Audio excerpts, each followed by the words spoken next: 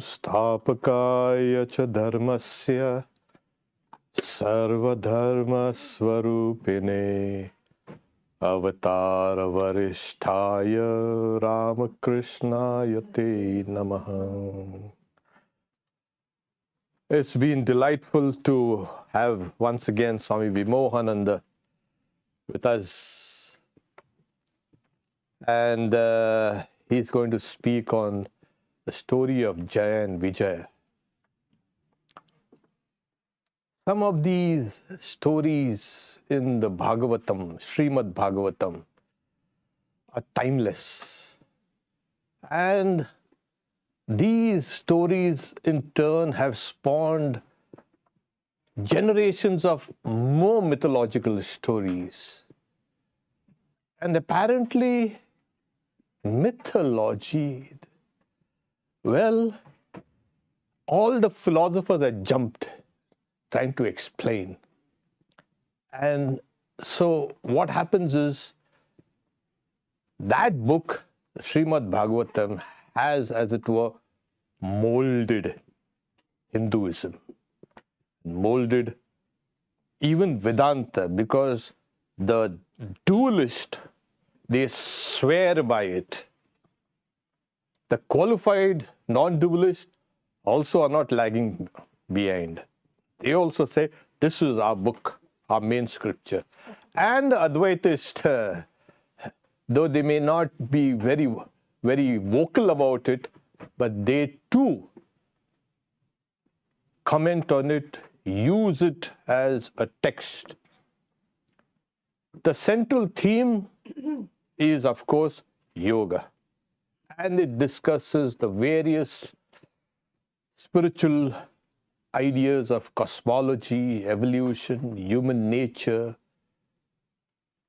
and most importantly, a huge discussion on the doctrine of avatars. And it is rich.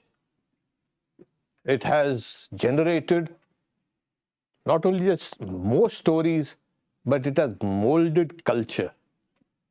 The stories have given rise to music and dance and drama and everything. So this has been this great book, Srimad Bhagavatam. Well, it was recited by none other than the purest of the pure, Paramahamsas, Shuka. So, you remember, Shri Ramakrishna used to call Swamiji my Shuka. So he was the Shuka of our age also. Swami Vimohananda, you know that he came to British Columbia in 2019, took charge of that center, and here we are. But he had joined in 1988, and I've known him since then. We were together since then. Thank you, Swami. I'll let him speak. And please join in the singing also when he sings.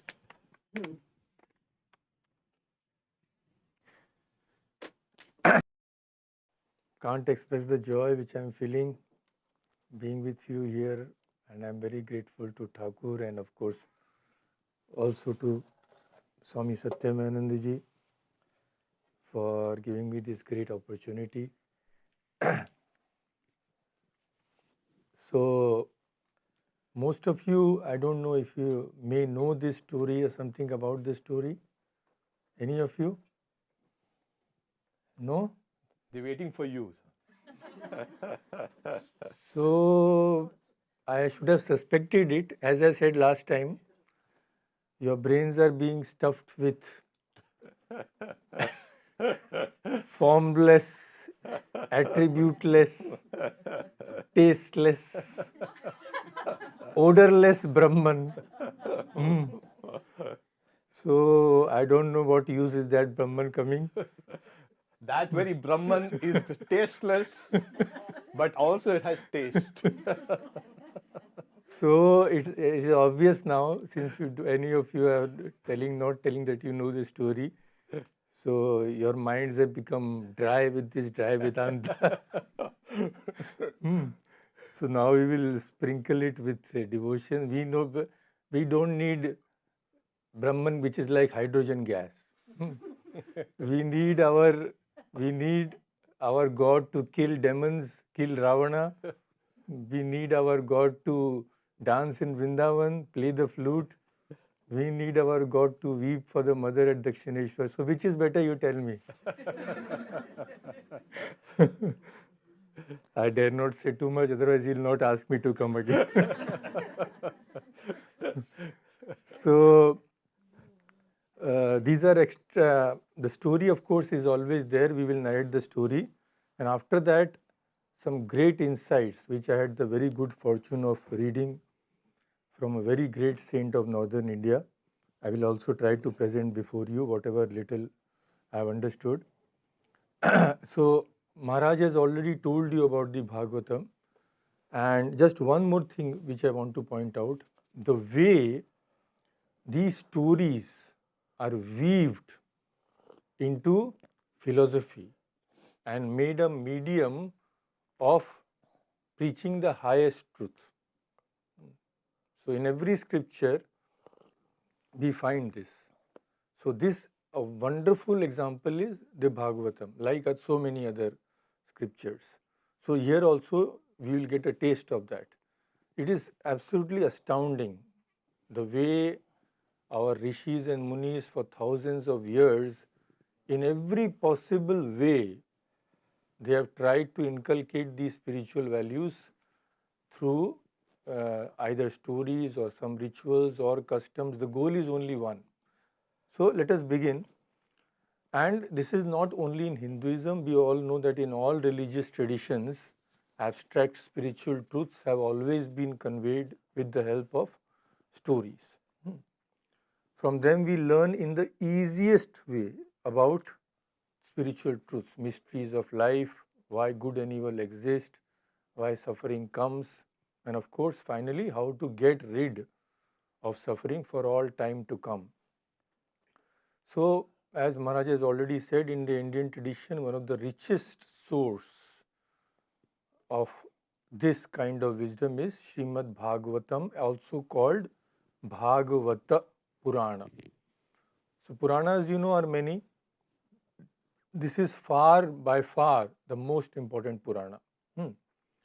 So, it is not just a book of myths or legends, it has philosophy, it has poetry, it has devotion, and it was composed no one knows when. Everything they ascribe to one person only, Vyasa. Because these rishis, they did not want their own name spread across. So all the scriptures you will find, who had divided the Vedas? Vyasa. Who wrote the Mahabharata? Vyasa. Who wrote the Bhagavatam? Vyasa. So anyway, the story I will share with you is one of the most dramatic episodes in the Bhagavatam, the tale of Jay and Vijay. Who were they? Two celestial beings who, through a curse, were born on earth as demons for 3 lifetimes. They were there, right, with God. Through a curse, they came down. So for 3 lifetimes, they were born as very powerful demonic people.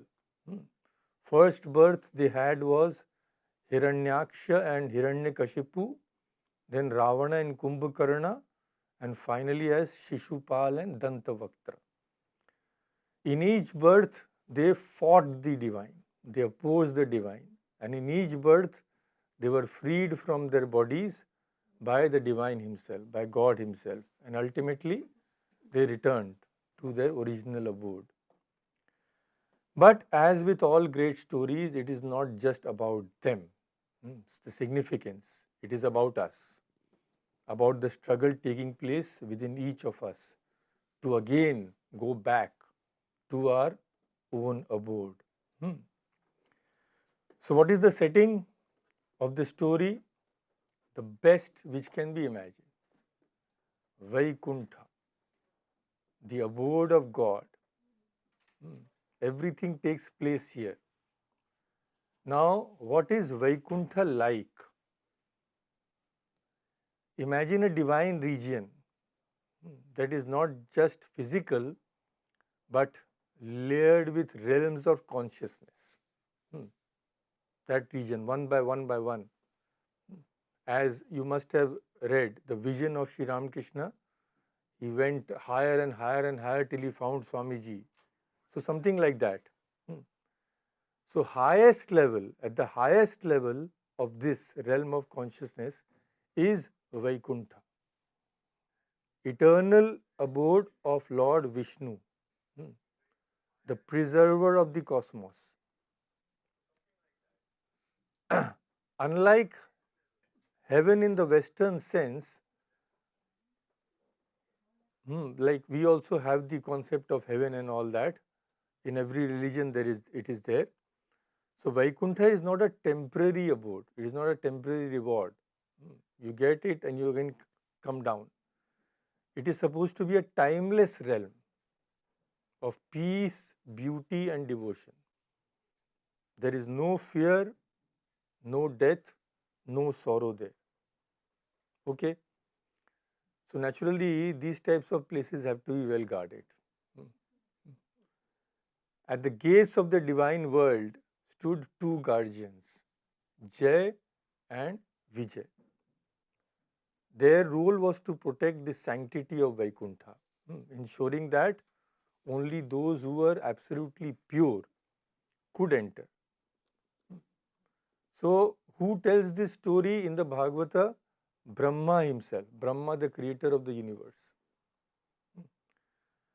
So, Jay-Vijay, when Brahma starts this story, Jay-Vijay had already been cursed and they were about to take the first birth as demons, as Hiranyaksha and Hiranyakashipu.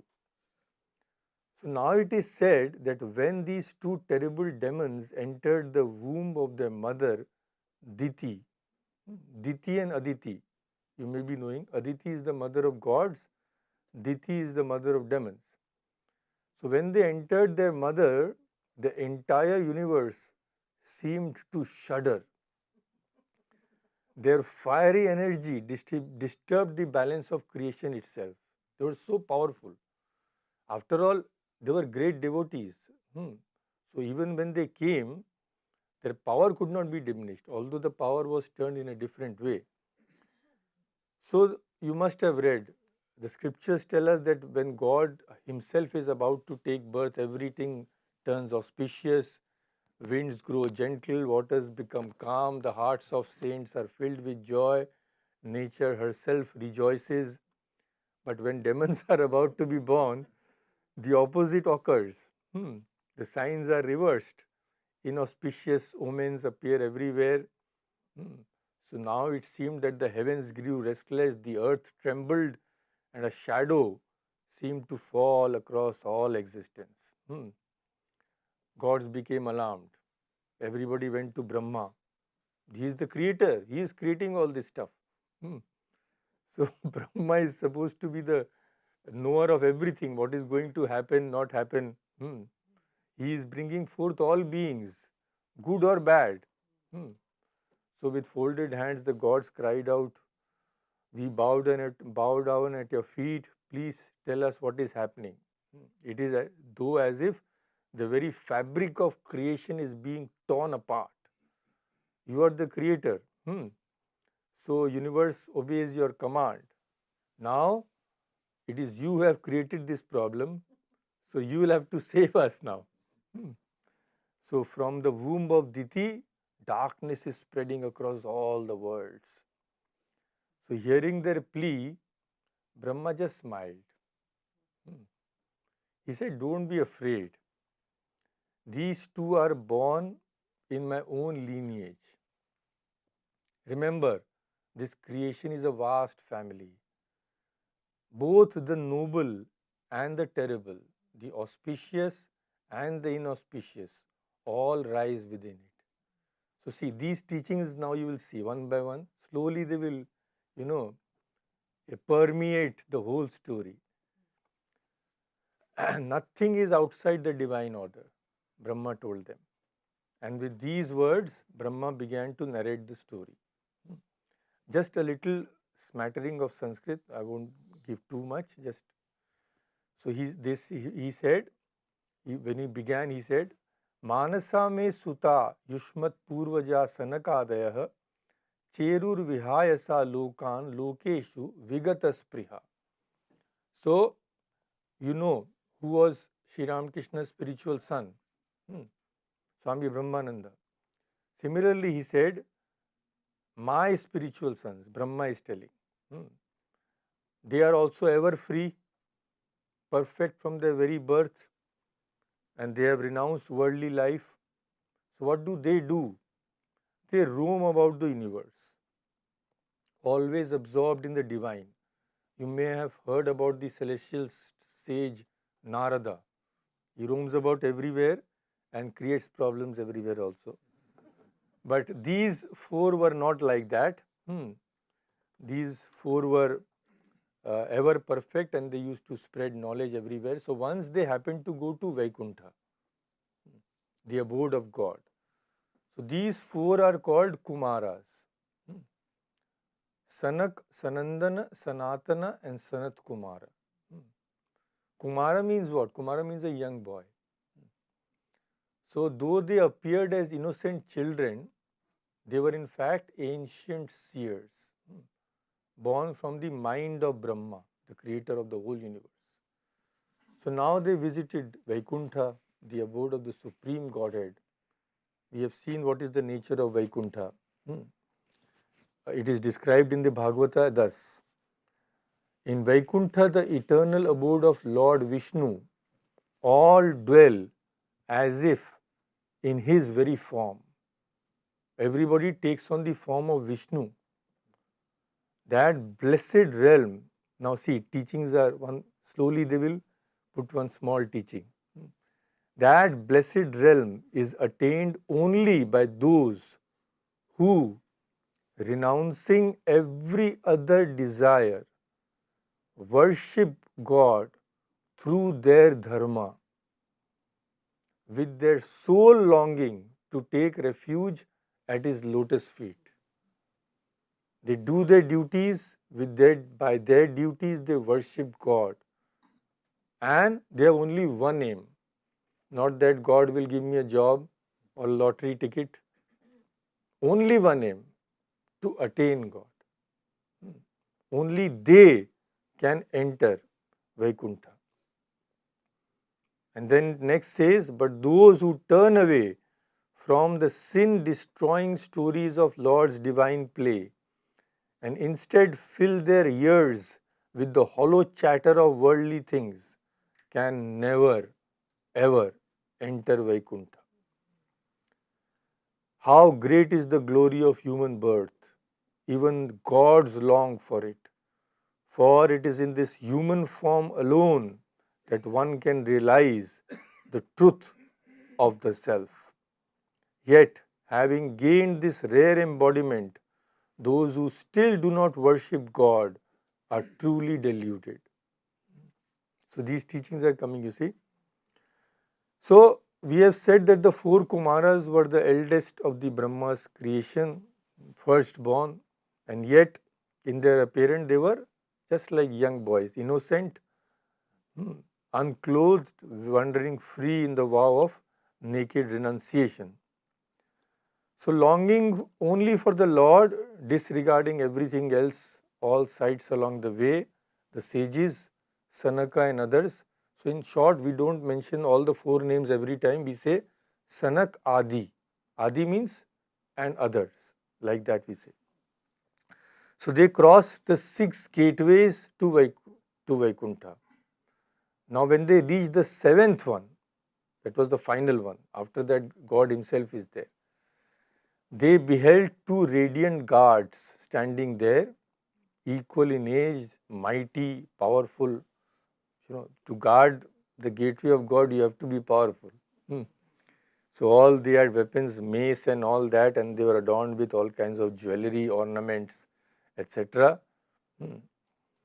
But only what was the one thing which was out of place, they seemed a little irritated when Sanakadi approached that gate. But these Paramahansas don't care for anything, they are just seeing they're about to have the vision of God. So without caring for anything, they started entering the last gate. But they were not allowed to. Seeing them enter so freely, the two gatekeepers, contrary, now all sorts of strange things will begin to happen, and we will see later. Contrary to the gentle nature of the Lord they served, a servant should be like the master. So, contrary to the gentle nature of God whom they served, they mocked the sages and barred their way. You fellows, who do you think you are? Can you go here anytime you like and in this state? So, of course, the Kumaras were in no way deserving of such an insult. Now, when the guardians thus obstructed those who were worthy of worship, these Kumaras were worthy of worship. And the Kumaras saw what? We have come from so far and now we will not have the vision of God. So, as the vision of God was being denied, their eyes blazed with anger and they spoke these words. O gatekeepers, those who, by the power of serving the Lord, have attained residence in this realm are meant to be same-sighted like God Himself, and you too are amongst them. Then why do we see such partiality in your conduct? God is supremely peaceful. He bears enmity towards none. So tell us then, do you think that we are objects of suspicion? So someone wants to enter our home. So we will inquire, no? Who are you? What do you want? From where have you come? We have to be careful. But in Vaikuntha, there is no chance of this happening because only the deserving go there. Only the saints can enter Vaikuntha, as we have seen. So, about whose character you can entertain such a doubt that you will not let them go to God? So, naturally, this cannot be the reason that you are suspicious of our nature, because nobody can enter there other than those who are great saints. So, then what may be the reason? Sanakadi said. They said there can be only one reason. Fault is in you. You are deceitful. Therefore, you project your own duplicity upon others. There's a saying in Bengali, a popular saying, we all know, a thief thinks everybody to be a thief because his own mind is suspicious, he is suspicious of everybody. So the sages said, that is your problem. Jay-Vijay. So the entire universe actually abides within the Lord's being. Thus, the wise who dwell here perceive no distinction between themselves and the all-pervading God, Sri Hari. Now see, teachings are again how the Advaita is combined with this dualistic thing. Rather, like the space within a pot merging seamlessly with the vast expanse of the sky, these saints, those who are here, they see themselves as contained within God. You, though assuming a divine form, what is it that you perceive that has led to your imagined fear? How are you seeing difference? In this world of non-duality, how are you seeing difference? So, my friends, Sanat Kumara said, they said, yeah, you are attendants of the Lord of Vaikuntha, yet your understanding is dull. So, for your ultimate welfare, we will punish you. by the fault of your narrow divisive intellect, you must depart from this realm of Vaikuntha and take birth in those sinful worlds where anger, greed, and desire for sense pleasures, these three great enemies of all beings, dwell. This is where we are now. So the three great enemies have been mentioned, as in the Gita. Anger, greed, and inordinate desire for sense pleasures. In the Gita, they said that these are the gateway to hell. So, as soon as they heard the curse, and realizing that this curse of sages can in no way be averted, the two attendants began to shake with fear, deep remorse. They fell to the ground, clasped the feet of the sages, and said, with voices trembling in desperation, O revered ones, truly we are offenders. The punishment you have pronounced is just, and it is only right that we should receive it. In our ignorance, we failed to grasp your greatness. So, whatever sin has been committed by us will surely be washed away by this chastisement. Yet, you are compassionate, they said. So, of course, we will accept your punishment. Give us one boon only, that even though we may be born in the lowest of the births, may we never be overcome by delusion that destroys the remembrance of God. Even then, may we have the remembrance of God. So the boon was granted by the compassionate sages. And here we see something very profound. How did their minds remain bound to the Lord, even while cursed to fall into such low births? By enmity. We all know that to attain God, our minds must be fixed on God in love.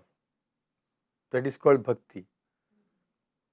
But we remember our friends with love. Don't we also remember our enemies? Sometimes with greater intensity. So this was the path chosen for them by God. They will always remember God, but not out of love, by enmity.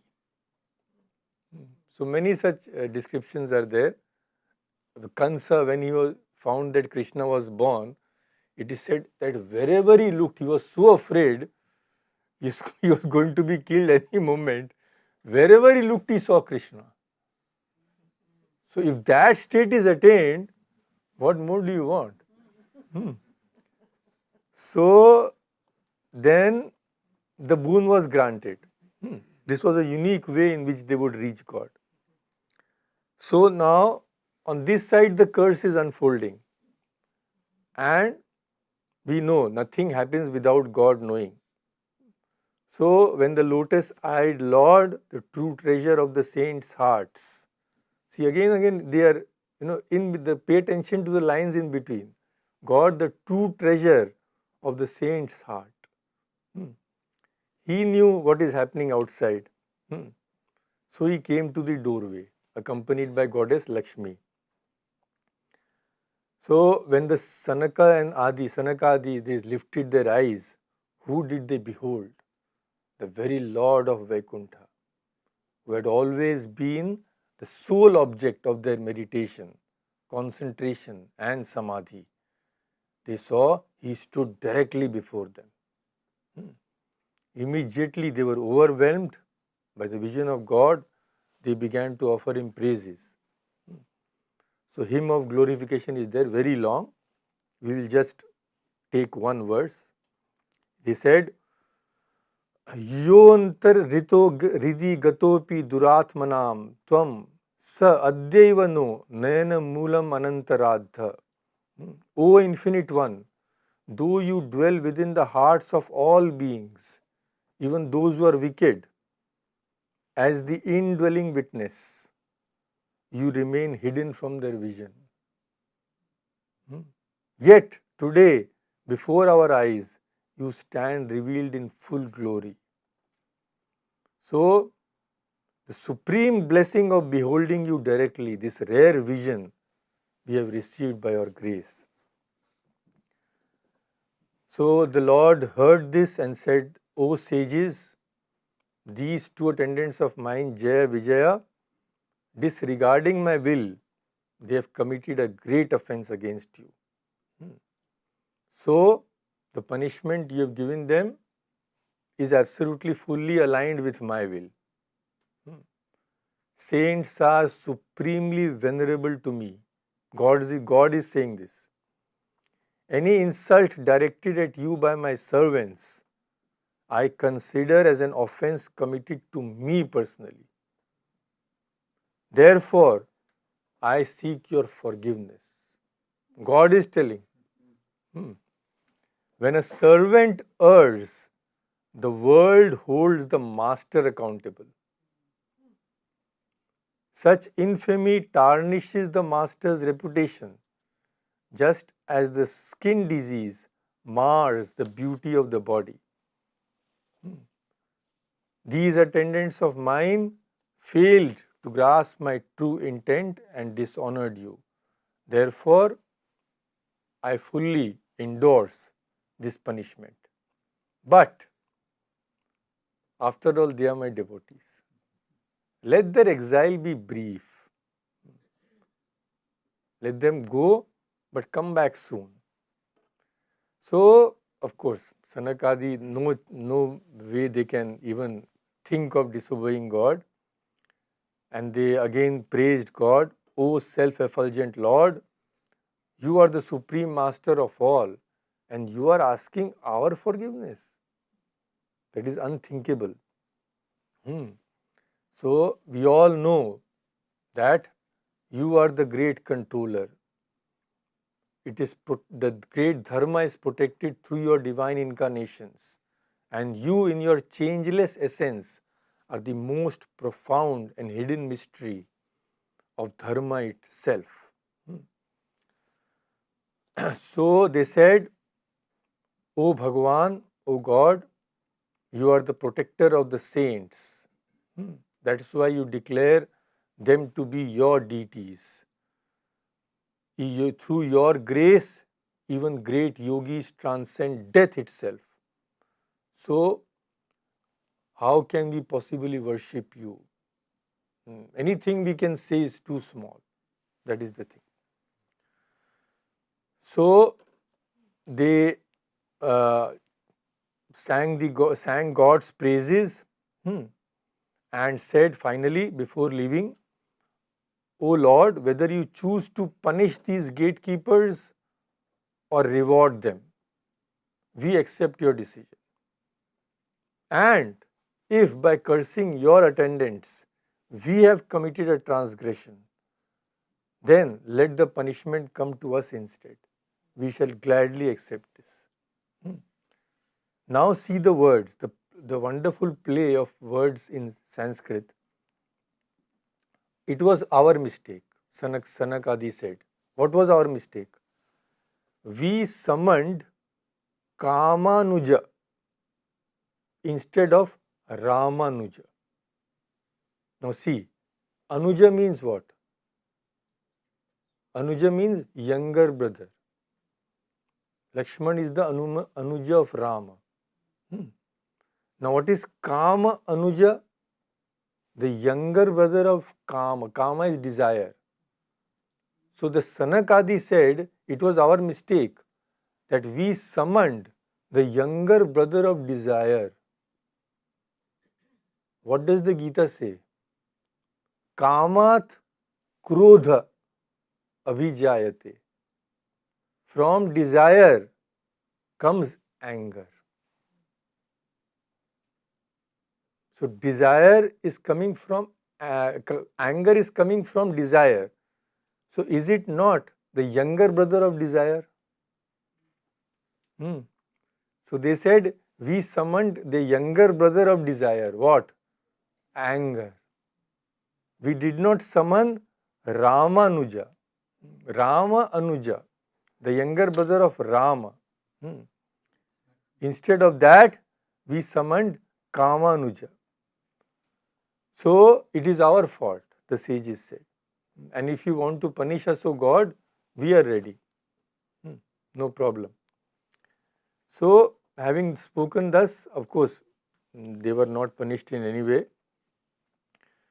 They went from Vaikuntha, departed from Vaikuntha in great joy because they had got there what they had come from, the divine vision of God Himself. Now, the fun will start. So, Lord turned to His attendants and said, okay, what has happened, now what can be done? But go without fear. Your welfare is assured. Though I am capable of negating this curse, I won't do so. I don't want to diminish the power of saints. And know that this curse has also been given by my will. Why? Why did I will this? So he said, once while I was absorbed in yogic slumber, Lakshmi, goddess Lakshmi had come to see me. And you fellows, you had prevented her then. So she had become very angry. So that is the reason why all this has happened. Now don't worry, taking birth among the demons, you cultivate a fierce enmity towards me. By that you will gain intense one-pointedness of mind. And that one-pointedness will purify you of all the sins. So, in this divine exchange, the Sanaka and other sages, they revealed a profound truth. What was that truth? What is that secret? Even if a great saint like Sanat Kumara and others, even if such a great sin is committed by a servant of the Lord does not abandon his devotee. He forgives. He goes even further. For the sake of his devotees, he accepts greater burdens. What was the greater burden he accepted? See, these people, Jay and Vijaya, they were cursed to be born for three births. Hiranyaksha, Hiranyakashipu, Ravan Kumbhakarna, Shishupala Dantavaktra. But God, to deliver them, He was born one more time. He was born 4 times. For Hiranyaksha and Hiranyakashipu, he was born twice. Hiranyaksha was killed by the boar incarnation. Hiranyakashipu was killed by the Narasimha incarnation. So those people had to be born only thrice. God came 4 times. So doesn't He bear the additional burden? So God says what here? Even if my devotee errs, even if he takes on a fearsome form, then I too shall assume a form even more fearsome. That the Hiranyakashipu, that lion and man, that story also you don't know. I will have to come every week for at least 5 years. So God says, I will always remain one step ahead. And we know nothing happens without the will of God. Sri Ramakrishna has said, not even a leaf moves without the will of God. So when Lakshmi had been stopped from entering by Jay-Vijay, that was also because of God's will. So why did God create all this drama? What did He want? What possible reason He could have? So it is elaborated beautifully by our saints with a touch of humor also. So Vishnu, how is he depicted? Always lying down on a Kshir Sagar. Kshir means milk. Ocean of milk, he is always comfortably lying down. But after all, how long can a person remain lying down? So once a thought arose in the Lord's mind, enough of this resting, I am just gaining weight here. Let me get some exercise by going down into the world where ordinary people live. So thought has entered. Any thought which enters God's mind has to come to pass. Nothing can prevent it. At that moment, the Jay and Vijay were standing nearby. They also came to know. After all, they were attendants of the Lord. They also came to know God wants to go down. Okay, let us become the instruments of His will. Let us create a reason. So we have already said that when Goddess Lakshmi had gone out for a stroll beyond Vaikuntha and returned, Jay-Vijay had stopped her. Our Lord is resting, you cannot go. Imagine the mother of the universe standing outside the gate. So she met Vishnu later. She said, enough. These fellows, you have to turn them out now. Immediately the Lord hushed. Lakshmi, quiet, quiet. If others hear that you are commanding me, they will say, how weak is this Vishnu? At the mere word of his wife, he is casting out his own servants. Such talk would bring dishonor to me and Vaikuntha also. But Lakshmi was firm. You know best, all of you. No, I have told. Nothing doing. You have given them too much license. They must be dismissed. So again, Lord, ever patient Lord, he said, Lakshmi, be calm. Okay, they will indeed be expelled, but not on this account. Not because just you have said so. I will put it in another garb. When they commit an offense against a great saint or a sage, then I shall remove them. So if I remove them for the sake of the saints, neither my honor nor the honor of Vaikuntha will be stained. So Lakshmi was compassionate. She said, okay, this much I grant you. That will do. So the stage was set. Lord's will to go down, attendance role, and Lakshmi's words all converge towards one goal. And we know, after some days, the four sages came. What happened? We have seen. So,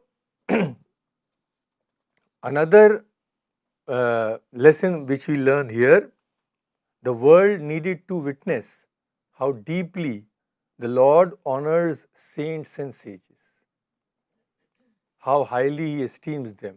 For their sake, He might even send away His own attendants. This also God had to show the world. And another thing which God wanted to show from this divine play, what?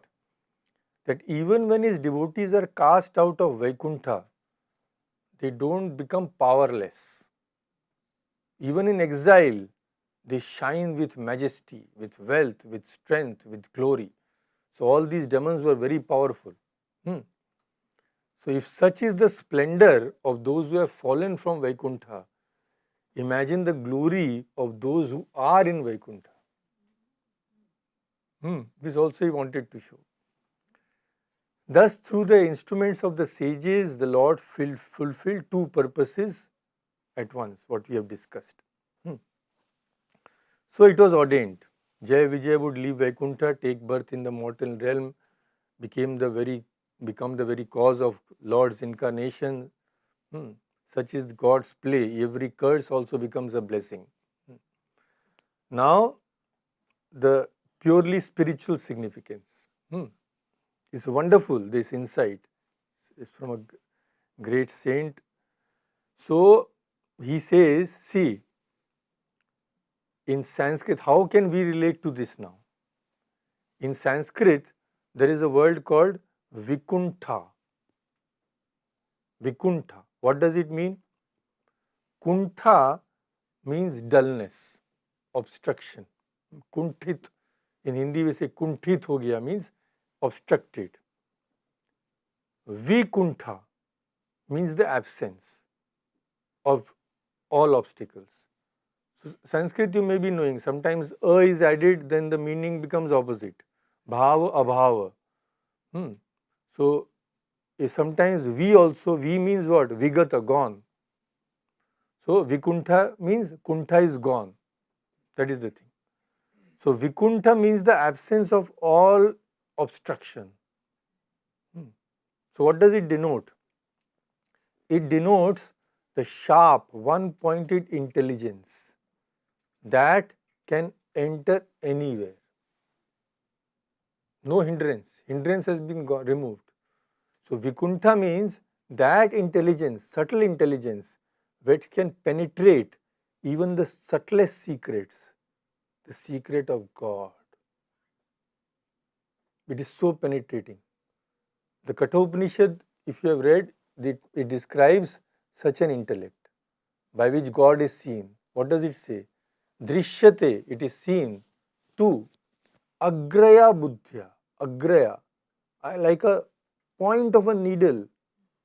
That brain is so sharp, it can penetrate the subtlest secret. And it can know God through that intellect. So, Vikuntha means that kind of intellect. So, Vaikuntha, what does it mean here? The Lord manifests in this Vikuntha buddhi. This type of buddhi, which has a very penetrating intellect, very pure, Lord manifests only there. That type of buddhi, that type of mind becomes Vaikuntha. That type of mind becomes the abode of God. For the abode and the Lord of the abode, the name and bearer of the name, they are never separate. So what does Vaikuntha actually stand for? A completely purified mind within which God can manifest Himself. So that possibility is within all of us. We have to make our mind Vaikuntha, and we can make. So, but we all know it is not so easy to have such a mind. Now see another significance. It's so wonderful. What are the prerequisites of having such a mind? Victory. Both the words Jay and Vijay, they mean only one thing. The meaning is one. Victory. Victory over what? Jay means victory over the sense organs. Vijay means victory over the mind. What does it mean? This means that unless one has subdued the sense organs and conquered the mind, one cannot make one's mind Vaikuntha. Only when one has gained complete self-mastery, he has gained ultimate victory, then the soul gains entry into the Lord's presence. See how wonderfully he is described. So now it has been said that the Sanat, another wonderful thing we should note among this play. So it was said that Sanat Kumara and all these four sages went to Vaikuntha to behold the Lord. But think, do great saints and sages need to go anywhere to see God? Do they have to go anywhere to see Narayana? No. What does Narayana mean? The word, what does it mean? Narasya idam naram. What belongs to a nara, what belongs to a human being is nara. Hridayam tadeva ayanam yasya. Ayanam means home. So, the home of God. Human being is Narayana and comes from Nara. We are Naras. Nara and Nari, both the same, both the things are mentioned here. So, what is Narayana? One is whose abode is within the hearts of human beings. This means what? God is always inside us. And the saints realize God inside them, within them, in the deepest recess of the heart. So the question comes, when the Lord is residing day and night in the hearts of saints, for them there is no need to take a flight and go to Vaikuntha or anywhere else. They can see God whenever they like, in their hearts. So God thought, Sanakadi, they can see me anytime. Why will they come to see me here? If they don't come, this play will not be enacted. So what did he do? Then say God thought if they don't come, they won't curse Jay-Vijay. Jay-Vijay won't be born as demons. I will not have to go to the earth to take incarnation. So we have seen those who conquer the senses and mind, they can see God. But how many such people are there? So God thought, if my vision is only granted to such people, what will the others do? They will never see me. No, that cannot happen. I have to go. If I have to go, Jay-Vijay have to be cursed. If they have to be cursed, Sanak and others should come to me to see me. I must become accessible to the ordinary human being. So the Lord said, okay, what did he do? He stilled the inner meditation of Sanat Kumara and others. They could not find God in their hearts. So they said, without God our life is worthless. And we have to go and see Him. So they were drawn towards Vaikuntha by God Himself. So they were stopped. Now see, all these things which happened, if we just analyze, they are very surprising. So sages came. They were stopped by Jay-Vijay. Now isn't this surprising? Jay-Vijay should have known better. They are such close devotees of God, but they did so in spite of themselves. Why? God knew if I don't do something, Jay-Vijay will not obstruct the sages. So he put ignorance in the minds of his attendants. And now another surprising thing. Jay-Vijay stopped the sages. Okay, you naked fellows, you can't enter the palace of God. Sages grew angry. Now this also is very surprising. How can sages become angry? And just for a moment think, even in Vaikuntha, if anger can arise, then where shall it end? Then where should we go to be freed from anger? So Vaikuntha is the realm where there is no desire, no anger, no greed. Nothing except the radiance of the Lord exists there. Isn't it surprising that such great sages, they also became angry? And what is anger? See the analysis, it is so wonderful. In Sanskrit, anger is called krodha.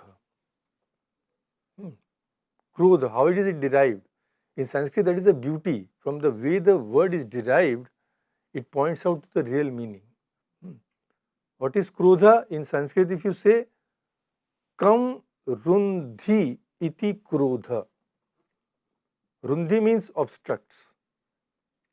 What does it obstructs? Kam Rundhi. Kam means joy, happiness. See the derivation of anger. That which obstructs joy is anger.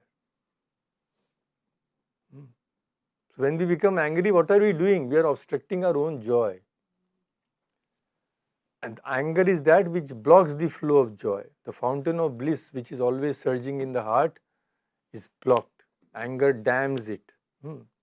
That is why Gita already says, Trividham, 3 types of gateways to hell, one is anger. Now, so how could such a thing appear in Vaikuntha, the land of pure bliss? So, naturally, all these impossible things are happening, which cannot happen. So, it all is due to the will of God, divine play. Nobody can understand anything of divine play. We know that even Bhishma Pitama, Yudhishthira went to him, he was weeping. He said, I have lived with God for so long, I could not understand his divine play. So, this anger flared up by God's will, of course, and they cursed Jay-Vijay. This curse also can be viewed from another angle.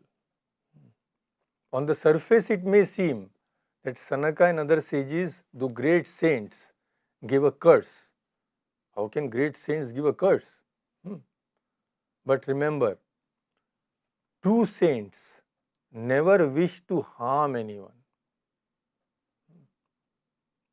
The doings of a saint can never result in any kind of evil. What then was their curse? It was not to destroy. It was a remedy. We can even call it a blessing. The sages saw the fault in Jay-Vijay, and through that curse, they created a way to remove that fault. So, this curse also is a divine blessing. And not only that, when Jay-Vijay went down, what were the sages doing? The sages also went down with them. After the curse, Jay-Vijay must have asked them, okay, we are going. Lord will also go with us. And you fellows, what will you do? They said, don't worry. We will also go down to witness the divine play. When you will be born as Hiranyakashipu, we will be born as Prahlad, the great saint, greatest of all saints. So don't worry, we are not abandoning you. This is not a curse. This is just a way of purifying you. This is the greatness of saints. For the welfare of ordinary people, they don't hesitate even to take birth in lower forms. So now on one side, God thought, let me step out for a while, let me play a little, let me move out, get some exercise. He's always absorbed in slumber. Another reason why he thought of going down. So he is lying carefully without any care in Vaikuntha, untouched by the joys and sorrows of the world. But then, should he always remain in Vaikuntha, never stepping down into the world, never tending to his creation, would not that be a blemish upon his kingship? Imagine a king always living in his palace, never looks after his subjects. So he will earn reproach, no? So here too, God thought, if I only remain in Vaikuntha, never entering the world of beings, it will be a reproach. Who knows? How will the people react? So, I should go. I should see what my subjects are doing, what are their problems, I should try to remedy. And for their master, to save their master from such a blemish, all this Sanat Kumara and Jay-Vijay became the instruments. They cursed Jay-Vijay, go become demons. You know God. He is lying peacefully until there is a crisis. until there is some really turmoil going on in the world, he will not go down. So create that problem as demons. And so it came to pass. Jay-Vijay were born as first as Hiranyakashipu, Hiranyaksha, etc., etc. Now, another great insight. What do these words, first they were born as Hiranyaksha and Hiranyakashipu. What do these two names mean? See, in our scriptures, names are never given casually. They carry the essence of a person's nature. So naturally, these are also very significant names. Hiranyakashipu and Hiranyaksha. One thing is common in between them. Hiranya. What is Hiranya? I will have to come twice a week.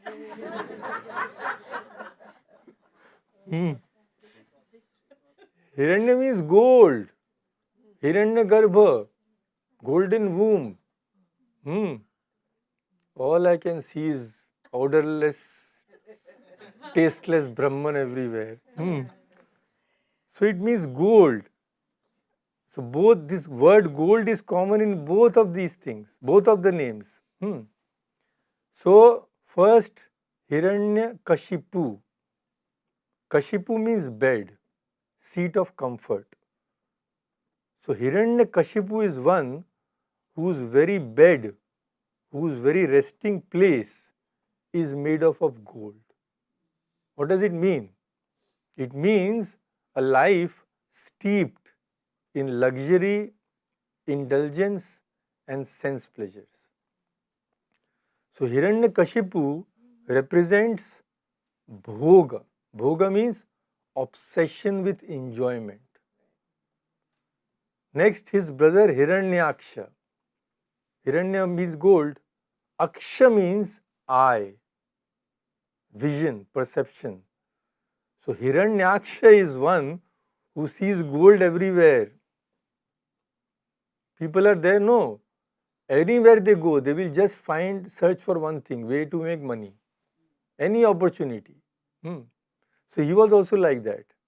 Wherever he looked, he saw only opportunity of making gold, making wealth, to gain something. He represents lobha, the hunger for acquisition. I want this, I want everything in the world. So what do these two names mean? When a human being forgets God, he becomes completely selfish.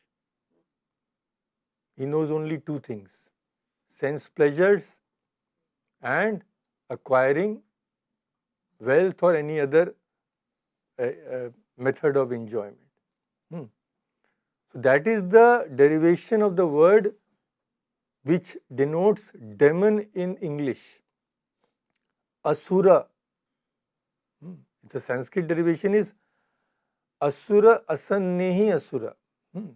So when a person lives constantly in body consciousness, what is called deha abhiman, indulging in the senses, ignoring the divinity within, he is called an asura.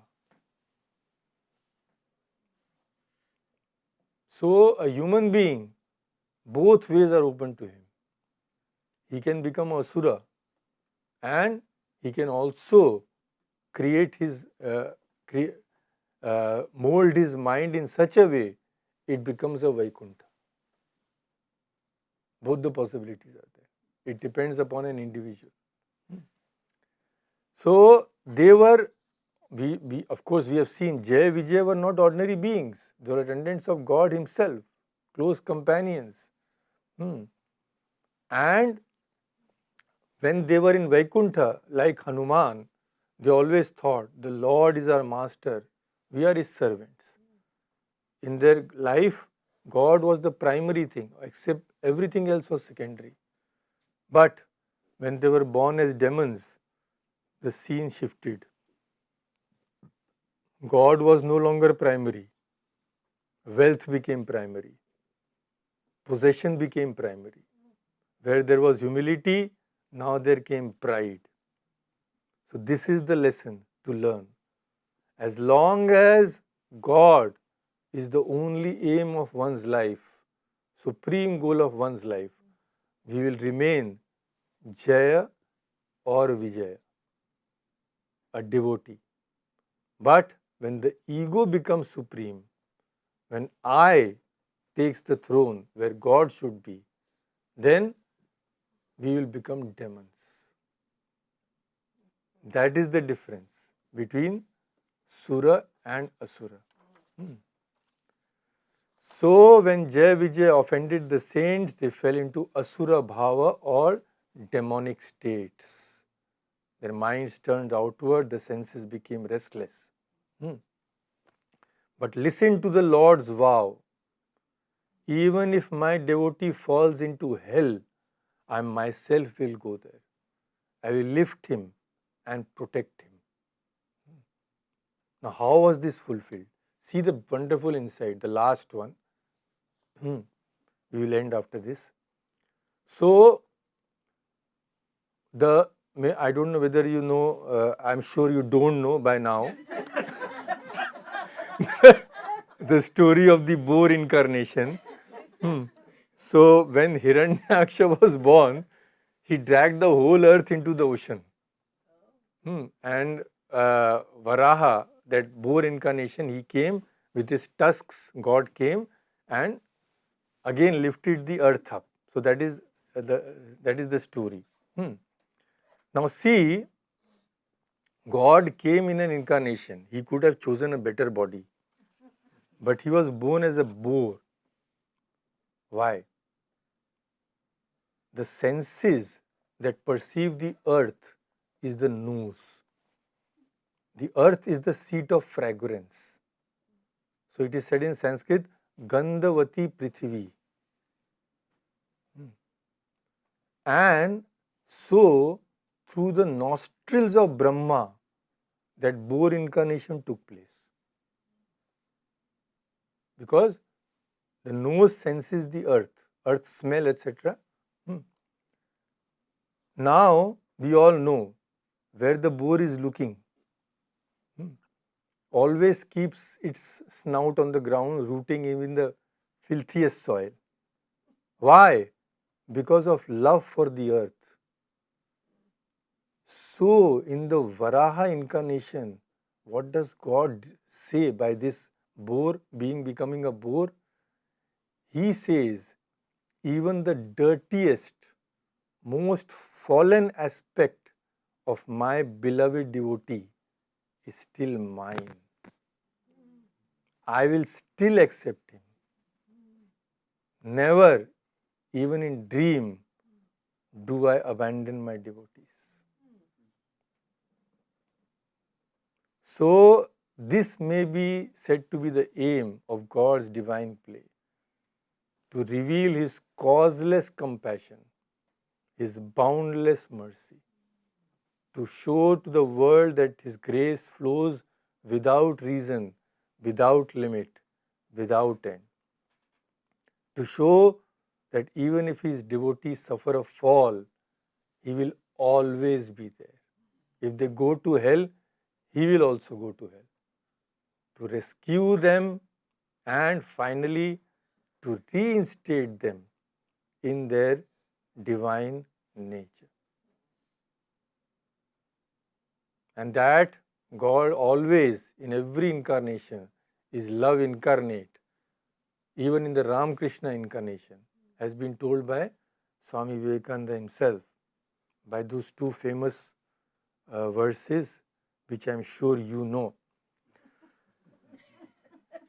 Achandala pratihatarayo yasya prema pravaha lokatito pyahana jaho lokakalyan margam त्रैलोक्येप्य प्रतिमा महिमा जानकी प्राण बंधो bhaktya jnanam vritavarapuhu sitaya yohi Rama.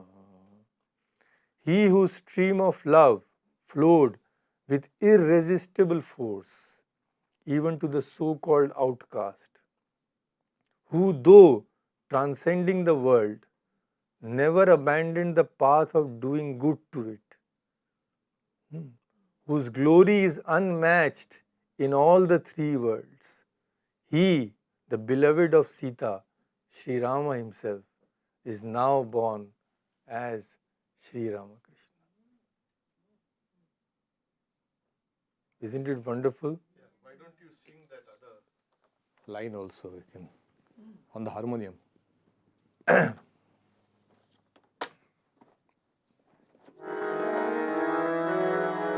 स्तब्धीकृत्य प्रलयकलितं वाहवोत्थं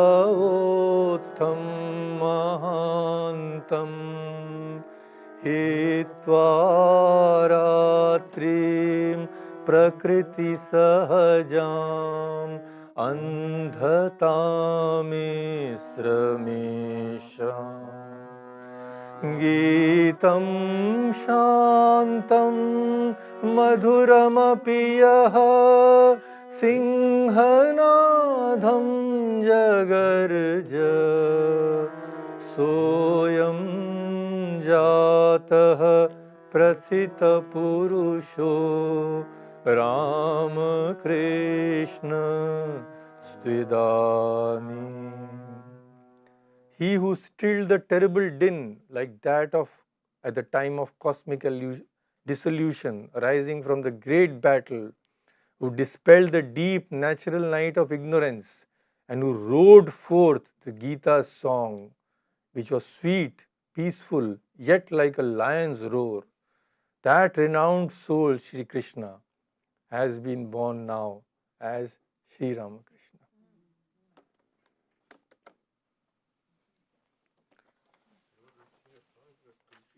Yeah, of course. Okay, all right. We're waiting. We're all waiting. Yeah. No life without music. All right. Yeah. So because Bhagavata is the story of Sri Krishna's life, it contains the Sri Krishna's life. So we will sing first a song on Sri Krishna, you will join me. And next is a very simple kirtan sort of thing, which you will have no problem in following. So I will tell you. So here you just sing the, what is called musical terms it is called sthai. So each song has two portions, no? First we sing two lines which is repeated and then comes the paragraphs. So sthai you can easily sing, it is wonderful.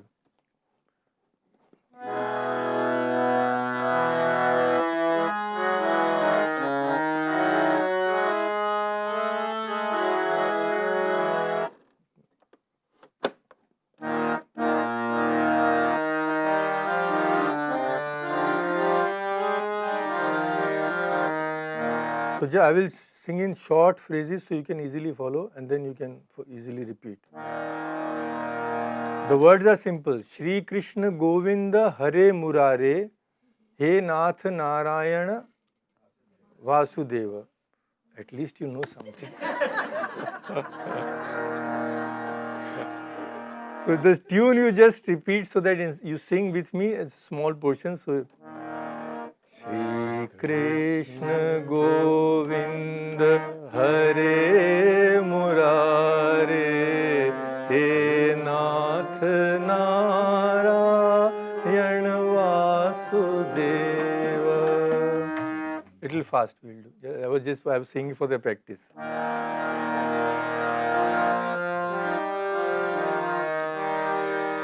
Satchidananda Rupaya Vishvotpatyadi Hetave Tapatraya Vinashaya Shri Krishnaya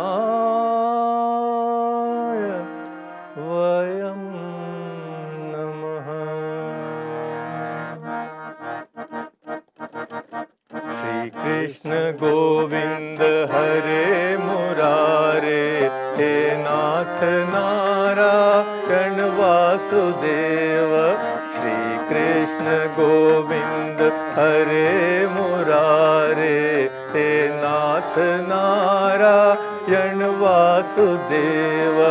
पितु मातु स्वामी सखा हमारे, पितु मातु स्वामी सखा हमारे, हे नाथ नारायण वासुदेव।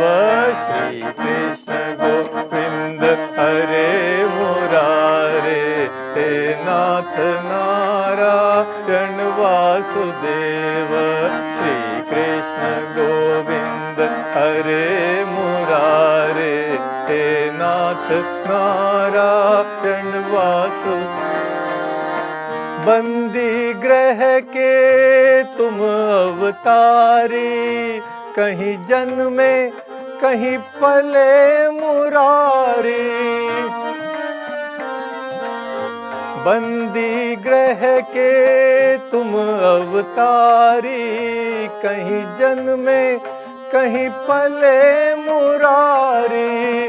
किसी के जाए किसी के कहाए, है अद्भुत हर बात तिहारी, है अद्भुत हर बात तिहारी। गोकुल में चमके मथुरा के तारे, गोकुल में चमके मथुरा के तारे, हे नाथ नारायण वासुदेव। श्री कृष्ण गोविंद हरे मुरारे, हे नाथ नारायण वासुदेव। श्री कृष्ण गोविंद हरे मुरारे, हे नाथ नारायण वासुदेव। अधर पे वंशी हृदय में राधे, बट गए दोनों में आधे आधे। अधर पे वंशी हृदय में राधे, बट गए दोनों में आधे आधे। हे राधा नागर हे भक्त वत्सल, सदैव भक्तों के काम साधे, सदैव भक्तों के काम साधे। वहीं गए वहीं गए वहीं गए, जहाँ गए पुकारे, हे नाथ नारायण वासुदेव। श्री कृष्ण गोविंद हरे मुरारे, नाथ नारायण वासुदेव। श्री कृष्ण गोविंद हरे मुरारे, हे नाथ नारायण वासुदेव।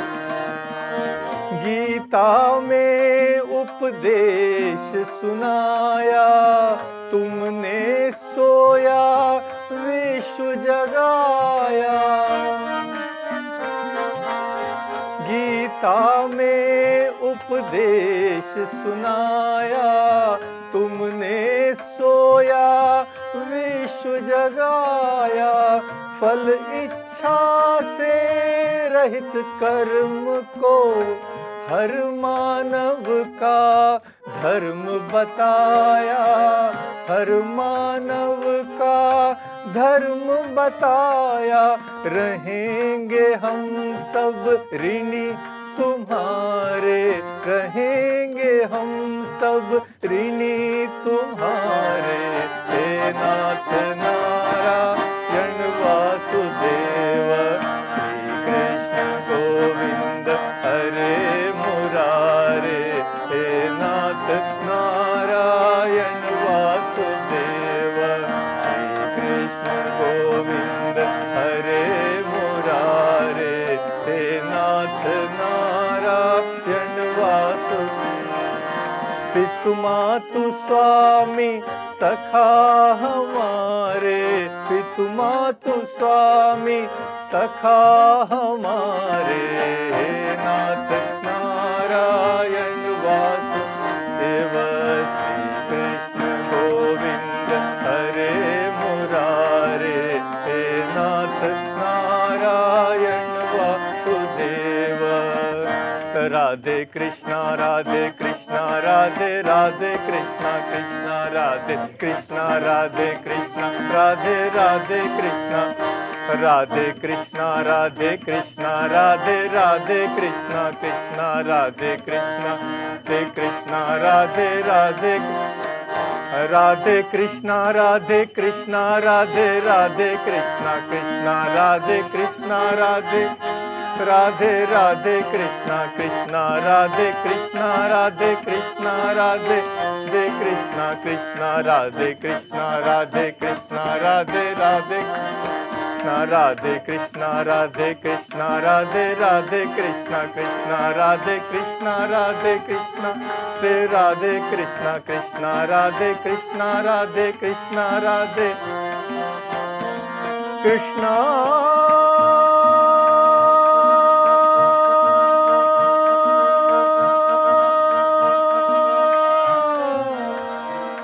कृष्णा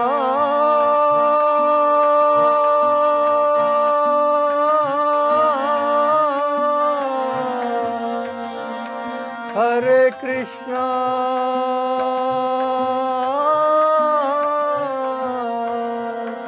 हरे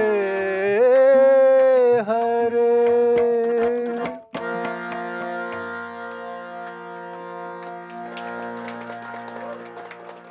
There. So one more is coming. I'm not, after 6 months I've come. How can I let go of this opportunity? One more which you can easily join. You have to say only one line. So what does Sri Ramakrishna say? Without the grace of Mahamaya, nobody can have the vision of God. So Mother is the Mahamaya. So this is not only here, it is all in all traditions. They say without the grace of Radha, one cannot see Krishna. So this song is very simple. We are imploring Radha to enable us to see Krishna. So Radhe Radhe, we are praying, oh Radha, do what? Sham Milade. You make us meet Sham, that is Krishna. So all the hard work I will do. You will just have to sing one line. What? Sham Milade. Okay? So this tabla, you can increase the sound because tabla is very important here. If no, there is not a problem. So I will 3 levels we can go slowly. I will start with a slow one, then gradually go high.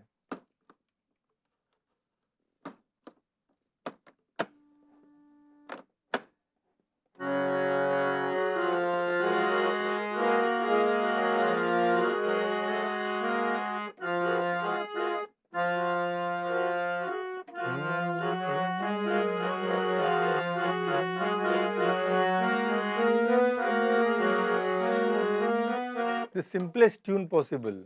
What is the tune? Radhe Radhe Sham Mila De, Radhe Radhe Sham Mila De, Radhe Radhe Sham Mila De, Radhe Radhe Sham Mila De, Radhe Radhe Sham Mila De, Radhe Radhe Sham Mila, Radhe Radhe Sham Mila. So I will mention some places. Keep on. I will mention some places which are in Vrindavan. So those places where Krishna did his divine play. So those places will be mentioned, that here you make me meet Sham, there you make me meet Sham. Radhe Radhe Sham Mila De, Radhe Sham, Radhe Radhe. Can't hear. Radhe Radhe. Radhe Radhe. Radhe Radhe. Vrindavan में, वृंदावन में, कुंज गलिन में, कुंज गलिन में, वंशीवट में, वंशीवट में, राधे राधे, राधे राधे, राधे राधे, राधे राधे, राधे राधे। यमुना तट पर, यमुना तट पर, निधुवन जी में, निधुवन जी में, नंद गांव में, नंद गांव में, राधे राधे, राधे राधे, राधे राधे, राधे राधे, राधे राधे, श्याम मिला दे, राधे राधे। वृंदावन में, वृंदावन में, कुंज गलिन में, कुंज गलिन में, राधे राधे, राधे राधे, राधे राधे। वंशीवट में, वंशीवट में, यमुना तट पर, यमुना तट पर, राधे राधे, राधे राधे, राधे राधे, राधे राधे, राधे राधे, श्याम मिला दे, राधे राधे, श्याम मिला, राधे राधे, राधे राधे, राधे राधे। वृंदावन में, कुंज गलिन में, वंशीवट में, राधे राधे, राधे राधे, श्याम मिला दे, राधे राधे, श्याम मिला दे, राधे राधे, श्याम मिला दे, राधे राधे, श्याम मिला दे, राधे राधे, श्याम मिला दे। वृंदावन में, कुंज गलिन में, वंशीवट में, यमुना तट पर, निधुवन जी में, नंद गांव में, दे राधे राधे, श्याम मिला दे, राधे राधे, श्याम मिला दे, राधे राधे, श्याम मिला दे, राधे राधे, काम मिला दे। बोलो वृंदावन बिहारी लाल जी की। Okay, give a. I'll give. Okay. I remember back in India, this goes on for the whole night. Not one night, nights after nights after nights. And that is how people spend in religious discussions and singing and most importantly, internalizing these ideas. These ideas, the more you project them outside, the more unintelligible they look like and seems like. But the more you internalize them, the more clearer it becomes.